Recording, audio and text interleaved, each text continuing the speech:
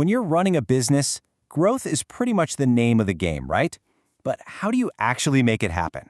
Well, today, we're going to unpack this classic strategic tool called the Ansoff Matrix. And I want you to think of it like a treasure map, a map for business growth that lays out 4 really clear paths you can take. I mean, this is the question that keeps every leader up at night. Do you just double down on what's already working? Do you go out and chase a whole new set of customers? Or do you risk it all and try to invent something totally new?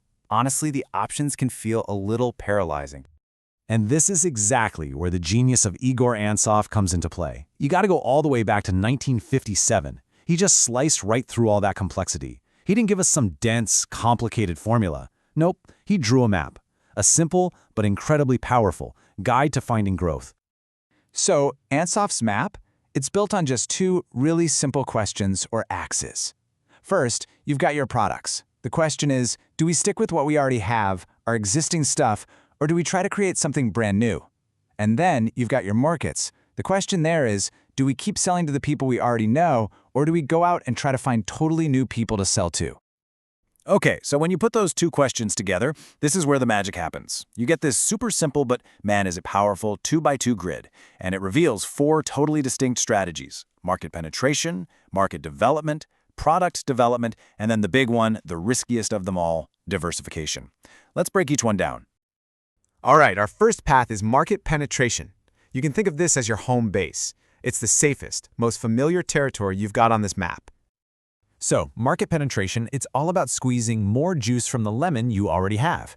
You're not changing your product. You're not looking for new customers. The whole goal is just to sell more of what you've got to the people who already know you. So, what does this actually look like in the real world? Well, it's about pulling all the familiar levers. You could ramp up your marketing, maybe run a sale to boost numbers, or fight for better shelf space in stores. The idea is to grab a bigger slice of the pie you're already fighting for. And the absolute classic example here is Coca-Cola. I mean, think about it. They've been selling pretty much the same product for over 100 years to the same huge market. Their growth in this area comes from just relentless advertising and promotions. It's all designed to get you, an existing customer, to just pick up a Coke one more time. Okay, moving on. Next up is path number 2, market development. Now we're leaving the comfort of our home base and starting to explore some new territory. So, when do you use market development? It's for when you know you have a winning product, but you've kind of hit a ceiling with your current customers. The strategy is to take that thing that works so well and introduce it to a whole new group of people, maybe in a new city, a different country, or even a different demographic. Starbucks is the perfect case study for this. They absolutely perfected their coffee shop experience in the US, right? And then they just systematically copied and pasted that exact same experience into new countries all over the globe.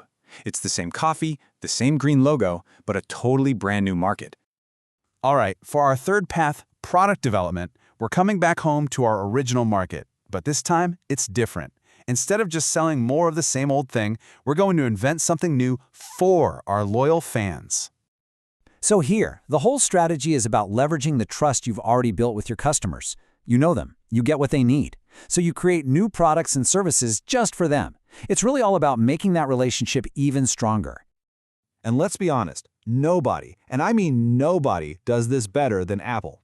Every single year, millions of people who already own iPhones line up to buy the next one. And it's not just phones. They built things like Apple Music and iCloud because they knew they had this massive, loyal audience just waiting for it. They are constantly inventing new stuff for their existing tribe. And that brings us to the final and most dramatic quadrant, diversification. Look, this isn't just taking a new path. This is like throwing away the old map and jumping into a completely new one. We're charting the unknown here. Yeah, diversification is the ultimate leap of faith. Think about it. You're creating a new product you have zero experience with, and you're selling it to a new group of customers you know nothing about. Literally everything is a big question mark. And it is absolutely crucial to understand the stakes. You're walking into a new market where nobody knows who you are, with a product you've never built before. The risk of failure? It's huge. But the potential reward? Whoa. It's not just about growth anymore. It's about completely transforming your entire company.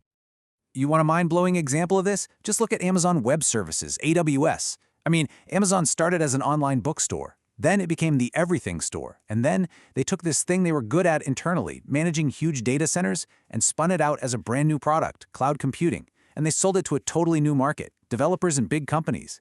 It was a crazy gamble that, as we all know, paid off in a spectacular way. So you can really think of these 4 paths like a ladder of risk. Down at the bottom rung, you've got market penetration. It's the safest. Then, every step you take up, whether it's to a new market or with a new product, you're adding more risk. And way up at the very top, that's diversification, the highest and definitely the shakiest climb of them all. Okay, so we've got our map, we've got our 4 paths.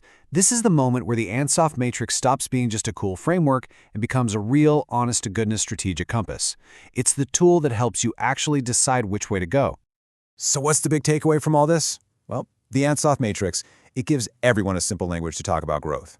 It forces you to have that tough conversation. Are we playing it safe right now, or are we taking a big swing for the fences? And look, there's no single right answer here. The best path for your business depends completely on what you have, your resources, your stomach for risk, and your vision for the future. When you boil it all down, it's really this simple. 4 paths, 1 map.